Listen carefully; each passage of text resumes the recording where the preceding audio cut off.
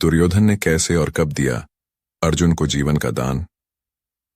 एक रात शिविर में दुर्योधन ने भीष्म पितामह से कहा कि मुझे तो आप पर संदेह होता पितामह कि आप हमारी ओर हैं या कि पांडवों की ओर।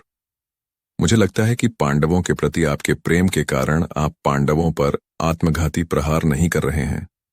आप जैसा शूरवीर योद्धा जो हजारों योद्धाओं को अपने एक ही बाण से मार सकता है, ऐसे में उसके प्रहार से पांडव कैसे बच सकते हैं। दुर्योधन के कटु वचन सुनकर भीष्म पितामह दुखी और क्रोधित हो जाते हैं। क्रोधित होकर भीष्म पितामह कहते हैं, तो ठीक है, मैं कल एक दिन में ही 5 पांडवों को मार दूंगा। ऐसा बोलकर वे अपनी मंत्र शक्ति से 5 सोने के तीर तैयार करते हैं और दुर्योधन को कहते हैं कि ये 5 तीर अत्यंत ही शक्तिशाली तीर हैं जिनको कोई रोक नहीं सकता है। कल इन्हीं तीरों से 5 पांडवों का वध कर दूंगा। यह देखकर दुर्योधन बहुत प्रसन्न हुआ और अब उसे विश्वास हो गया कि अब तो पांडव मारे जाएंगे। हालांकि दुर्योधन के मन में पितामह के लिए अभी भी संदेह था।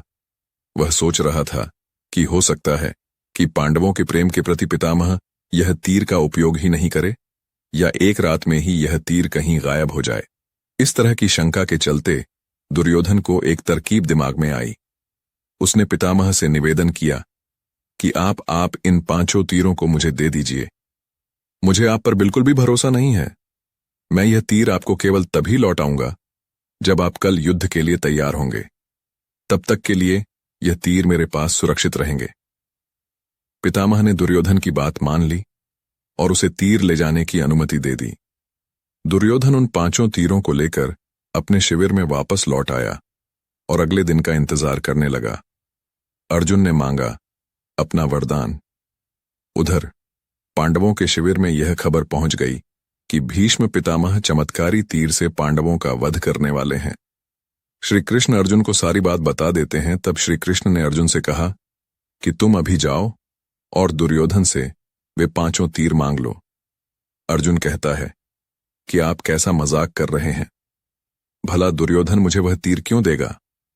तब श्री कृष्ण कहते हैं कि याद करो जब तुमने दुर्योधन को यक्ष और गंधर्वों के हमले से बचाया था।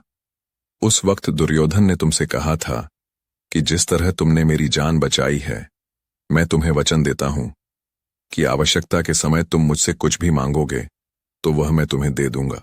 अगर आपको हमारी वीडियो अच्छी लगी हो तो कमेंट में जय श्री राम जरूर लिखें। अगर आप इस कहानी का पार्ट 2 देखना चाहते हो तो हमारे चैनल को लाइक, सब्सक्राइब और शेयर करो। हम ऐसी ही सनातन और इतिहास से जुड़ी अनसुनी रोचक कथाएं आप लोगों तक पहुंचाते रहेंगे।